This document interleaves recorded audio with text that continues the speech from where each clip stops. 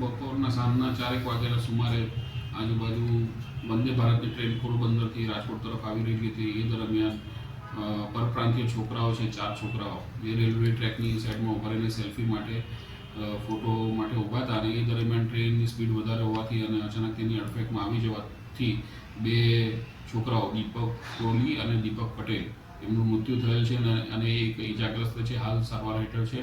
અને નજરે જોનાર છે કુલદીપ, એના કહેવા પ્રમાણે કે એ લોકો સેલ્ફી માટે ઊભા હતા અને એ દરમિયાન ટ્રેનના આવી જવાથી અડફેટમાં આવી જવાથી 2 છોકરાઓનું મૃત્યુ થઈ ગયું.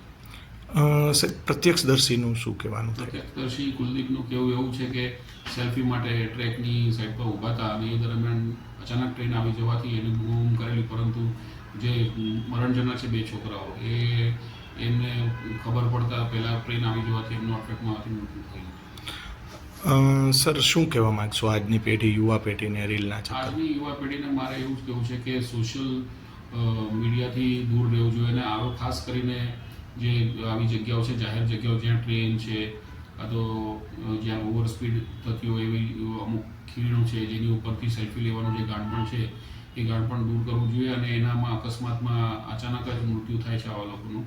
અને આ ઇન્સ્ટાગ્રામને એમાં રીલ્સ બનાવવામાં નહીં પડવું જોઈએ. અને પોતાનો જીવ છે એ સૌથી પહેલાં કિંમતી છે. પછી દુનિયામાં આનંદ તો તમને પછીથી મળશે, પરંતુ તમારી જિંદગી જશે તો ફરીથી નહીં આવે, એ ખાસ મોડું કહેવાનું.